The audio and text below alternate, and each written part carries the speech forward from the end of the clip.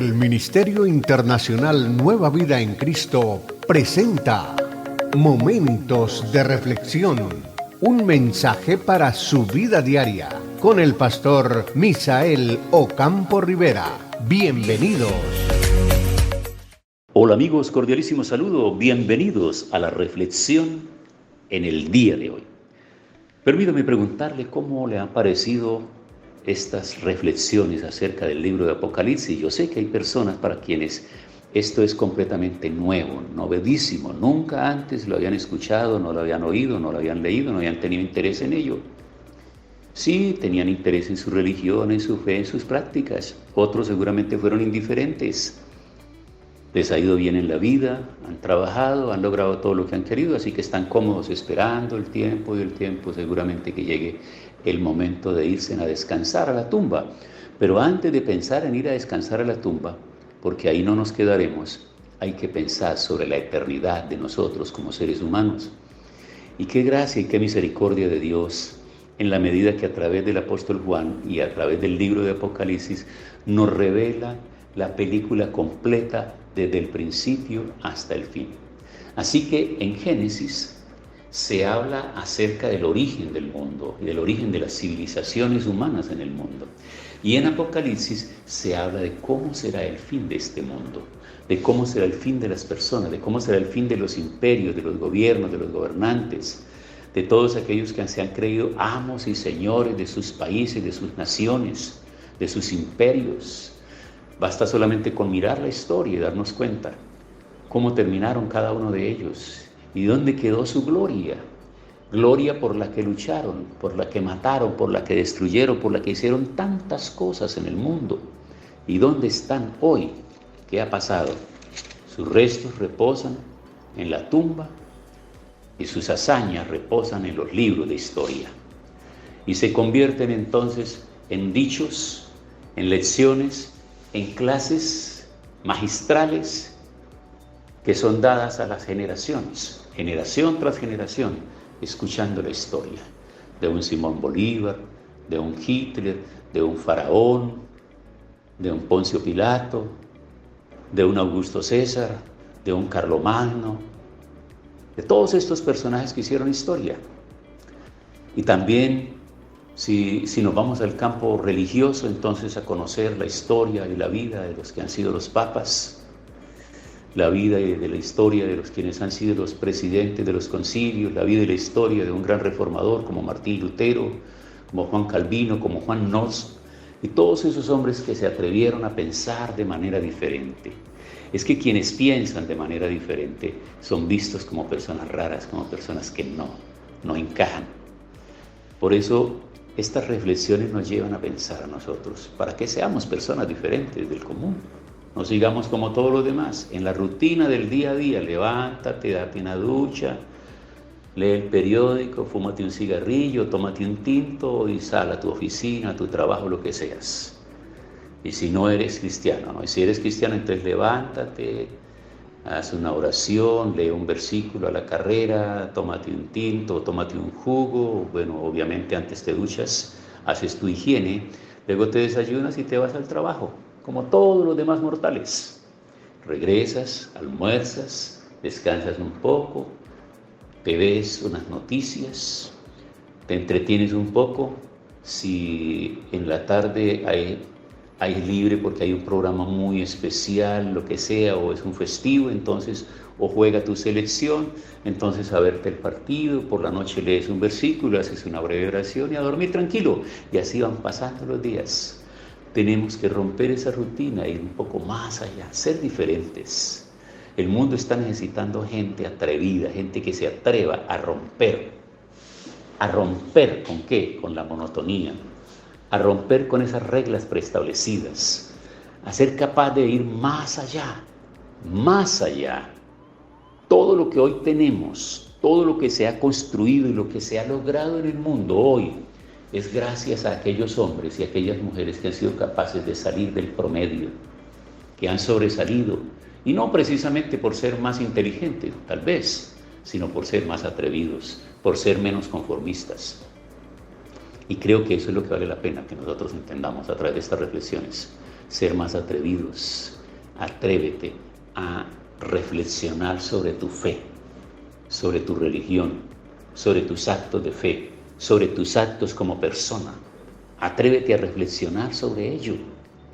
Y así como quieres cada día ser mejor profesional, y para ser mejor profesional estudias algo más, vas un poco más allá, te especializas después del pregrado, luego haces una maestría, luego haces un doctorado y luego haces un postdoctorado, y eso te capacita y te catapulta para que tengas pergaminos para aspirar a un mejor puesto. Pero la pregunta es, ¿te hace mejor persona eso? ¿Tener más plata?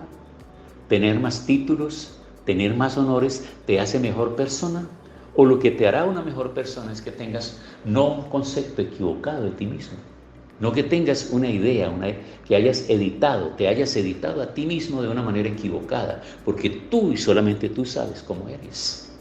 Lo importante cuando venimos a la palabra y revisamos todo esto es, como lo he venido diciendo siempre en otras reflexiones, que la Biblia es como un espejo de cuerpo entero que nos permite a nosotros vernos ahí.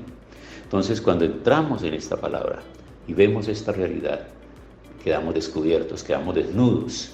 Y decimos, bueno, entonces ¿yo qué sabía de esto? ¿Qué estoy yo preparado para mañana? Que normalmente las personas, los niños, estos días estaban en una casa y una niña que yo vi tan pequeñita, ahora ya es yo la conocí recién nacida, era una bebé, pero ahora ya es una niña. Y al preguntarle por su edad, me dijo con seguridad, tengo 7 años, pero en diciembre cumplo 8. Y el afán de los niños es llegar a ser grandes. Y el afán de los adolescentes es llegar a ser jóvenes. Y el afán de los jóvenes es lograr sus sueños y correr por un lado y por el otro. Y cuando ya están grandes y metidos en sus problemas y en sus malas decisiones y han tomado caminos equivocados, entonces quisieran regresar, pero es tarde. Y todos así, entonces cuando ya están en esa edad, ya de los 40 hacia arriba, que han aclimatado un poco sus fuerzas y ya están ubicados trabajando y haciendo, la gran preocupación es empezar a provisionar para una pensión en su vejez. Y la pregunta es hacia todos los que están pensionados ya, y ya que lograron su pensión, ahora ¿cuál es su anhelo? ¿Cuál es el anhelo de su vida y cuál es el anhelo de su corazón? Y si usted me pregunta a mí, ¿cuál es el anhelo de mi corazón? Ahora como un hombre ya pensionado a mi edad y a mis años, yo le digo, ser hallado fiel delante de Dios. Que yo pueda, hasta el último día de mi vida, hacer esto que usted me está oyendo hacer en el día de hoy. Que nunca mis labios se cierren, sino que yo pueda, como estilo de vida mío, compartirle a una persona, a 2 personas, a un amigo, a una amiga, ese mensaje que ha transformado mi vida y me ha traído desde la infancia a la adolescencia, la juventud, la edad mayor y ahora a esta edad, y llegar con ese ánimo y con esa seguridad de querer siempre ser una persona aprobada por Dios. Entonces ahora en este capítulo 20 al que vamos a entrar en el día de hoy, en este capítulo 20 se nos va a hablar a nosotros de algo muy interesante que nunca seguramente se nos haya pasado por la cabeza pensarlo así. ¿Cómo así que va a haber un juicio para Satanás?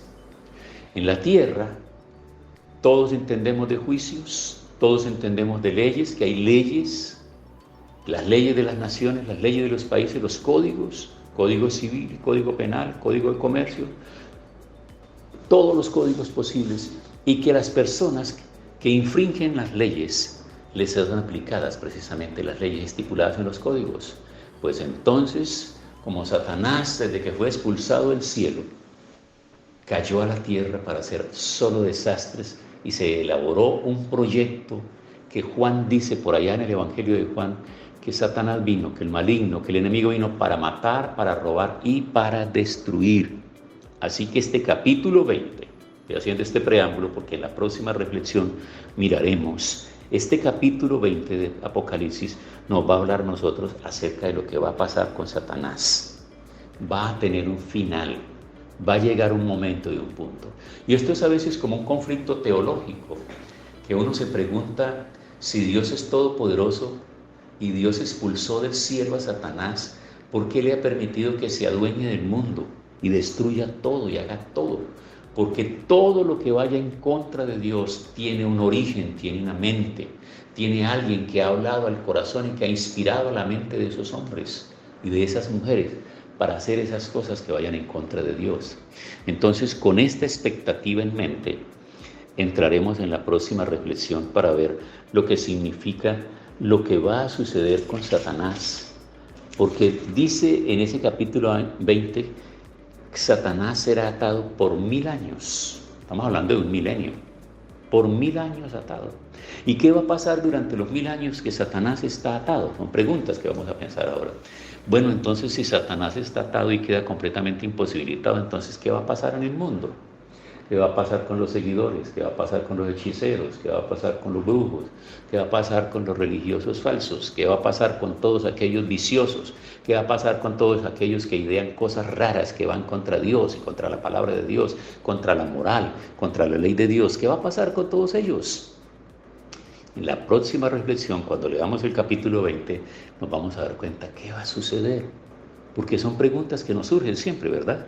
Así que acompáñenme a orar en el día de hoy, dando gracias por esta reflexión. Señor, gracias. Una vez más te agradecemos tu palabra. Declaramos que cada día nos das interés, mayor interés para continuar avanzando en el estudio de Apocalipsis. Gracias en el nombre de Jesús. Amén. Hemos disfrutado de un gran momento de reflexión con el pastor Misael Ocampo Rivera. Un mensaje lleno de amor, esperanza y felicidad para tu vida. Los invitamos a compartir este mensaje con sus amistades y en sus redes sociales. Búsquenos en YouTube y Facebook como Ministerio Internacional Nueva Vida en Cristo y en Instagram como @MinInternacional Nueva Vida. Momentos de reflexión.